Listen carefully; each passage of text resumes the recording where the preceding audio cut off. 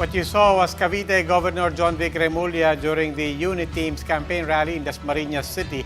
The video shows Remulla handing out cash to audience members who performed on stage. Other footage of rally attendees receiving envelopes with 500 pesos have also circulated online, prompting COMELEC to form a task force to look into alleged vote-buying incidents.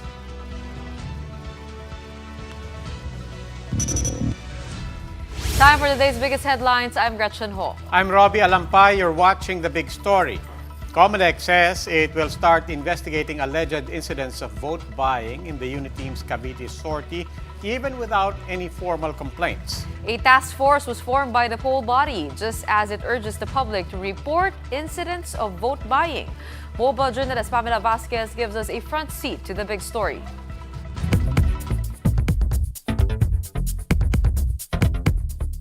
The COMELEC is calling on the public to report vote-buying incidents and has ordered its staff to investigate the matter.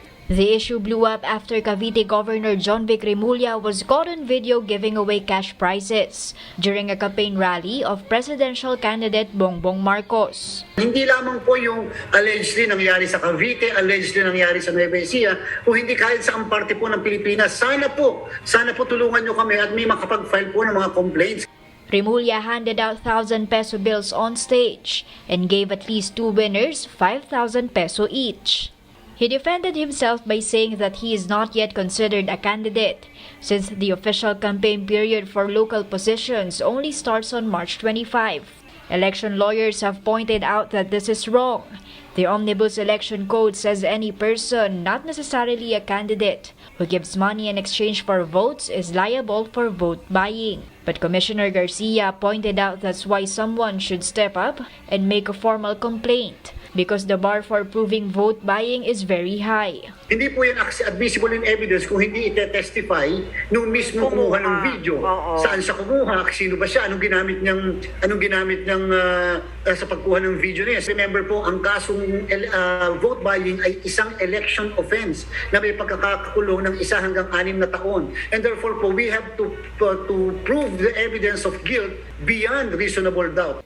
There are also videos circulating online of people who attended the Unity rally in Nueva Ecija, allegedly being given envelopes with 500 pesos each. The COMELEC has formed a task force to look into the matter, comprised of members from the Justice Department, PNP, and Armed Forces of the Philippines. Mahalaga po na may formal complaint, but the COMELEC can take action already. Mobile journalist Pamela Vasquez, We Are One News. What are considered as incidents of vote buying? That big question and more with election lawyer Attorney Buko de la Cruz. Good evening, Attorney de la Cruz. Welcome to The Big Story. Good evening, Roby and Gretchen, and to all your viewers. Attorney, first of all, we saw that scene. At the same time, we have to say, hindi naman bago yung scene. Nakita na natin yung eksenang yan. So, hindi lang sa eleksyon na to, hindi lang sa mga kandidato ngayon, sa marami ng eleksyon. So, let's start with this. Malabo ba ang rules sa vote buying? Gaano kalinaw ba yan? Actually, it is the application of several provisions which makes it confusing. The law itself, yung mismong batas, Article 261, Paragraph A, Sub 1, unang-una yan sa mga pagbabawal, no? The first prohibition. Any offer or promise or actual giving of money or anything of value to support or promote a candidate or against a candidate is considered vote buying. Maliwanag yon. Yung nagbibigay at yung tumatanggap, any person, so kahit kandidato o hindi kandidato, pwedeng makasuhan. Maliwanag yon. Kaya lang, may mga provision kasi sa batas na nagsasabi na ang isang kandidato ay hindi pasaklaw ng mga prohibitions, pagbabawal, hanggat hindi pumapasok yung campaign period. So yun yung mga nagiging confusing. But the law itself, clear any person can be held liable. Because we saw it, to your last point, we saw it of course with Senator Manny Pacquiao, namimigay ng tag-1,000 araw-araw. Now John Vic Remulla, now everything seems to turn, as you pointed out, on the timing and in the context of kailan ka ba nagiging kandidato? Why isn't it na pag-file mo, kandidato ka na? May decision kasi ang Korte Suprema dyan, yung Pinera versus COMELEC, kung saan sinabi ng Supreme Court na dahil automated na yung eleksyon na aga yung filing, no, naaga yung filing. Dahil naaga yung filing, no, it's now earlier, sabi ng Supreme Court, hindi ka pa rin kandidato at the time. Kandidato ka lang at the start of the campaign period. So dahil kandidato ka at the start of the campaign period, ang common conception o understanding ay doon pa lamang mag-a-apply sa iyo ang mga pagbabawal o yung mga prohibitions dahil noon ka pa lang nagiging kandidato. Kaya lang itong vote buying ay special provision dahil ang ginamit ng batas ay any person. So ibig sabihin kahit hindi kandidato pwedeng mapanagot. So in that sense, kahit hindi nag-umpisa yung kampanya, hindi kailangan kandidato. So in this particular case, you would say that the argument should be any person, including John Vic Remulla na non-candidate at this point, namimigay ng pera and somebody could make the case around that point. Pwede. Kaya siya. Pwede siyang i-argue na ito ay for a specific candidate for election purposes. Kaya pwede silang makasuhan dahil any person can be held liable. Hindi kailangang kandidato. So yung depensa na hindi pa naman ako kandidato will not apply in this case. Okay, maraming salamat po, Attorney De La Cruz. That was election lawyer, Attorney Buko De La Cruz.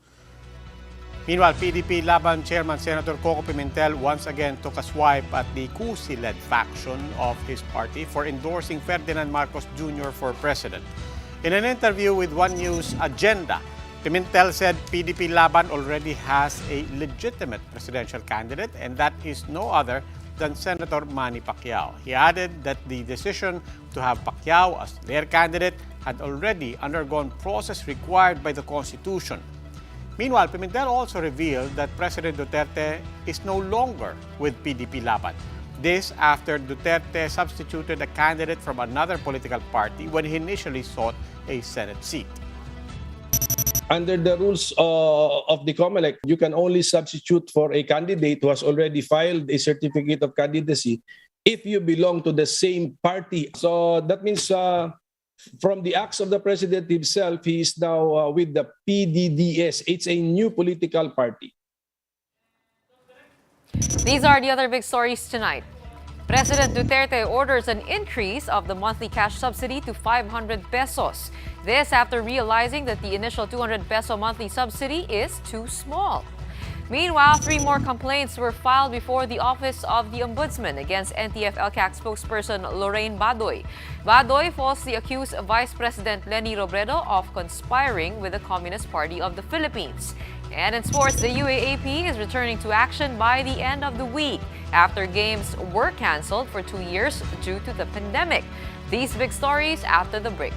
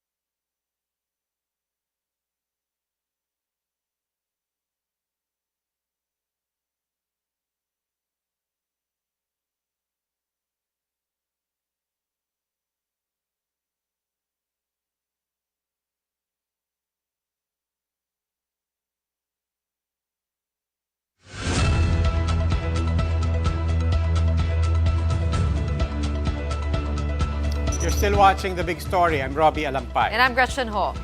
President Duterte orders to raise the monthly subsidy for poor families by more than half, bringing that amount to 500 pesos from the initial 200. But this move also comes with drawbacks. Instead of an entire year, the government may only be able to provide the promised monthly ayuda for 3 months. Acting Budget Secretary Tina Canda said that a 20 billion budget is needed for the distribution of higher cash aid. She noted that there are no other sources of funding for the program as of now except for excess revenues. The program has around 13 million targeted beneficiaries. Yung 500 pesos a month na yan, ang kaya pa lang at this point is probably mga 3 buwan. Ang excess revenues naman na ito ay manggagaling either sa dividends ng mga government corporations or doon sa excess VAT collections as a result ng pagtaas natin ng value ng petrolyo. Meanwhile, transportation costs are driving up the price of bread and other sweets in the market. And now consumers are also asked to brace for a possible increase in rice prices. Shaila Francisco has the story. From 2 packs before, Camila only managed to buy a pack of assorted bread products in Mega Q Mart for her store. Prices of bread and other sweets have increased by up to 3 pesos. This was pushed by higher prices from suppliers due to increased transportation costs. Binabalance lang din. Noon, ang dami kong binibili. Ngayon, medyo bumaba. In Mega Q Mart, prices of flour have increased by up to 5 pesos per kilo. From 38 to 40 pesos last February, it has gone up to 42 to 45 pesos this month. Retailers of bread products expect further increase in prices until April. Hindi po natin kayang saluhin gawa ng halos kami nga hirap din. Sa amin lang talagang tabla-tabla lang makakuha lang kami ng pangrenta sa pwesto, saka pangkain lang. Saka pang sahod. Wala na. Napakahina. Mahina talaga gawa ng walang mga pera mga tao. Consumers should also brace for a possible increase in rice prices. Retailers said suppliers have hiked prices already by 50 pesos per sack. Although retailers are absorbing the increase for now, they said they don't know how long they can hold. Pagka tumaas pa yon, mga 100 na, magtataas na rin kami. Mabigat na rin yun kasi imbis na tutubuin na namin yun, nadagdag pa sa puhunan. Tapos matumal. Both the Trade and the Agriculture Departments noted that the impact of higher transport costs on these products should be minimal. Instead, they see higher production costs pushing prices up. Shaila Francisco, WR1 News.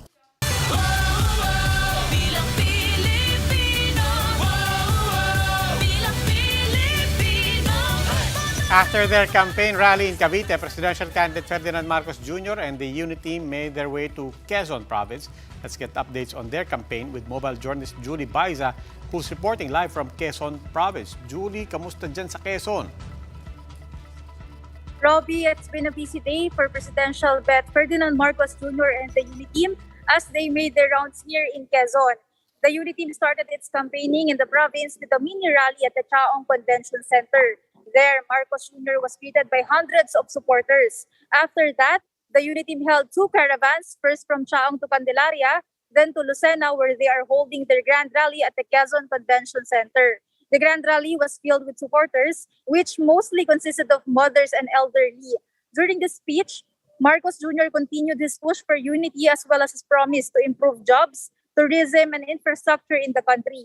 The crowd continued to cheer for the presidential bet throughout his speech, shouting, "Panalo ka na," just like what happened in Cavite. Present during the grand rally is Quezon Governor Danilo Suarez, who gave his endorsement for Marcos Jr. as president, while throwing his support for Marcos Jr. Suarez found himself seeking an assurance from the presidential bet to have the cocoa levy funds returned to coconut farmers. Suarez is referring to the monies collected from the cocoa levy, a tax imposed by Marcos's father, the late President Ferdinand Marcos Sr., on the produce of coconut farmers supposedly to develop the coconut industry. According to Governor Suarez, the unity team can expect around 300 to 400,000 votes for the BBM-Sara tandem in the upcoming polls. Recall that in the 2016 elections, Vice President Leni Robredo actually won in the province by over 200,000 votes. Robbie? Maraming salamat, Julie Baiza. Here are the other election stories we're keeping our eyes on. Presidential aspirant Mayor Isko Moreno said he is not impressed with the massive crowds drawn by his rivals in sorties. He says he would rather have a small but organic audience. Senator Manny Pacquiao, on the other hand, said he prefers to be the one visiting the people rather than the other way around. Meanwhile, NTF-LCAC spokesperson Lorraine Badoy is facing possible suspension as 3 more complaints were lodged against her before the ombudsman. Badoy is accused of red-tagging presidential candidate Vice President Leni Robredo and spreading fake news on social media. And the COMELEC on-bank approves the petition of the Office of the Vice President to exempt its pandemic initiatives from the Public Works and Fund disbursements ban. The OVP sought to exempt its Angat Buhay COVID response projects such as the Bayanihan e-Consulta, Swab Cab, and the Vaccine Express. The OVP filed the petition before the on-bank in January, around a month before the campaign season kicked off.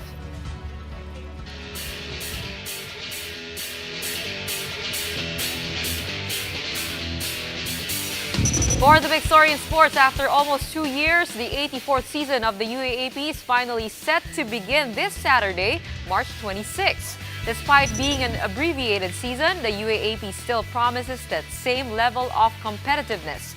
The men's basketball will be the first to tip off the highly anticipated season. And what better way to kick things off than with the Battle of Katipunan, as the reigning champions, Ateneo de Manila University, begin their title defense against the University of the Philippines at the Mall of Asia Arena. While fans will not be allowed in the venues for now, the UAAP says it will reassess its restrictions following the first round of games. We're working on having spectators back by the second round. No? So hopefully our fans and our friends from the press will be able to have them back hopefully by the second round. From when we start, it's already the second round. So medyo mabilis lang yon. Another big story in sports, it's official. Internet service provider Converge ICT Solutions has taken over the Alaska Aces franchise in the PBA. The league made that confirmation in a press conference today headed by Commissioner Willie Marshall, Alaska's outgoing Governor Richard Bachman, and new team governor, former PBA Commissioner Chito Salud. Converge CEO Dennis Anthony Uy says he is honored and excited to be a part of the PBA and hopes to continue Alaska's legacy in the league. With the membership going through, Alaska's current roster and coaching staff are expected to transition to Converge. Time for another quick break. When we return, the public is encouraged to start conserving water as the dry season nears. Officials reveal the water level at the Angat Dam is now 10 meters below normal. Is COVID-19 finally on its way to becoming an endemic in the country? Well, some experts say that may be the case, but they clarify only the World Health Organization can make this declaration.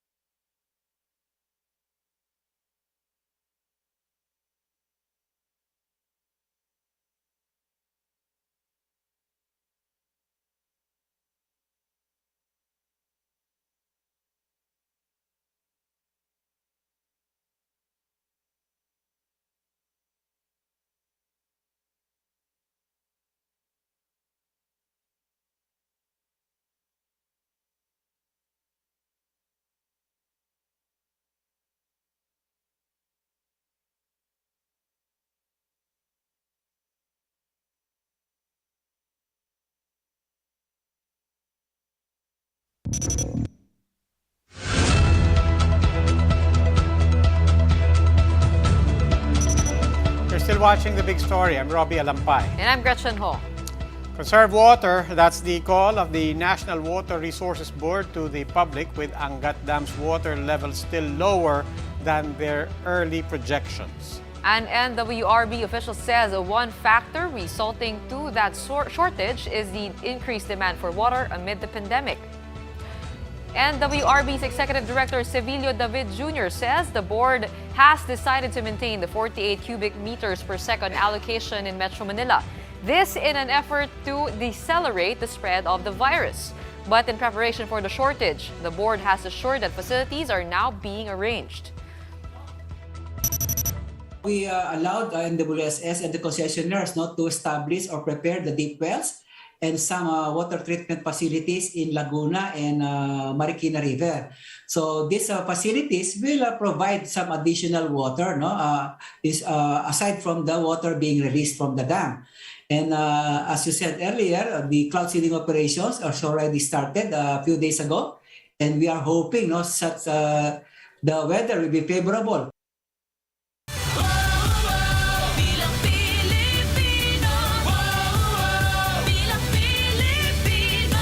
Meanwhile, we look at the highlights of the Candidat Talks presidential series of One News, TV5, and Go Negosyo.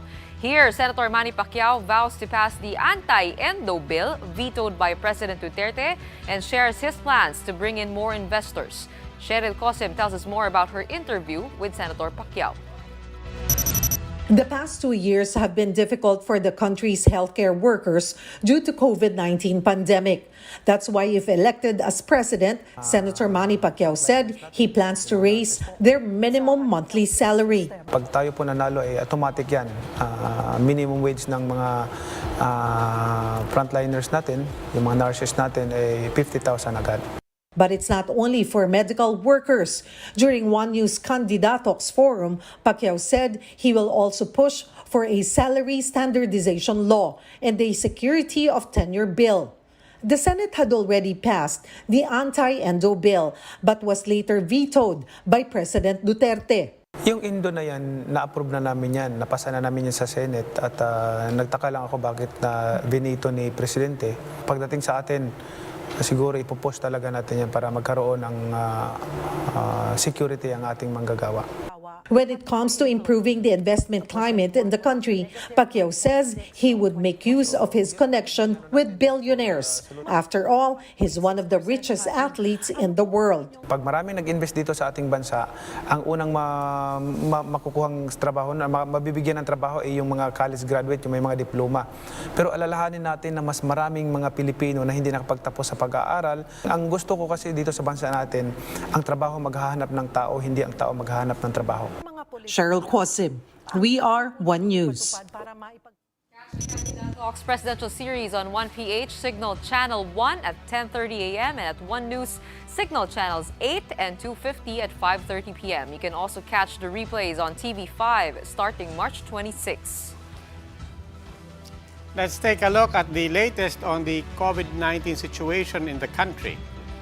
While the World Health Organization has not declared an end to the COVID-19 pandemic, signs of COVID-19 becoming endemic are starting to be seen. Infectious disease expert Dr. Edsel Salvania says vaccinations have brought down the risk of death for COVID-19 for the vulnerable population from 10 to 1%. The country now also has medicine to treat COVID-19 patients, which he says has turned COVID-19 into an almost endemic problem. In the third weekly case bulletin of the DOH, new confirmed COVID cases continued to decline with just about 3,572 new cases reported from March 14 to 21. Meanwhile, a fourth shot or a second booster shot may be rolled out in the Philippines very soon. Dr. Nina Gloriani of the vaccine expert panel said they have approved the administration of a fourth vaccine dose, particularly for the immunocompromised and the elderly. But for now, health officials are still waiting for the FDA's amendment of the emergency use authorization. As to when the shots will be given, Gloriani says it will vary. Doon sa moderately to severely immunocompromised, ang rekomendasyon ay ang kanilang doktor ang magsasabi sa elderly, yung sa may mga comorbidities na younger, ang aming rekomendasyon ay at least 3 to 4 months. Wedding jitters could really get the best of anyone. That's why maybe we can't blame this groom if he made a big yet innocent mistake. In the traditional cake-cutting ceremony, instead of handing over the first slice to his bride, Christian Villena ate it himself.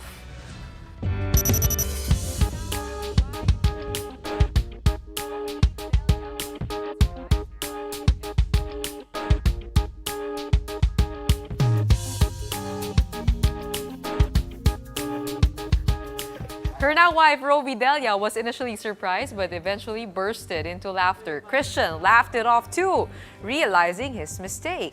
In his defense, Christian says he has not attended any wedding ceremonies, leaving him clueless regarding the cake slicing ceremony. Nakakapagod nga naman, nagutom siguro siya. Hindi, sige, tumawa ka ngayon dahil balato na sa iya. Pag uwi mo, kilala mo na kung sinong boss. Okay yan. Ako, natututo na ako. I won't make that Pero mistake. congratulations pa rin. Mabuhay ang bagong kasal. Ang dami nagpapakasal ngayon. Hindi ko alam kung naghahabol sila na makatipid o kaya nag-e-enjoy kasi medyo mas loose na yung restrictions. Either way. Marami rin kasing hindi natuloy dati, di ba? So siguro ngayon, a lot of So buti na lang pent-up natuloy energy. ang kasal. That wraps up today's big story. Catch us again tomorrow at 8 p.m. on Signal Channels 8 and 250. Please like our Facebook page, One News. For more in-depth analysis, visit our webpage, onenews.ph. Mask on. Wash hands. And stay safe, Philippines. I'm Robbie Alampan. And I'm Gretchen Hall. We are One News. Have a good evening.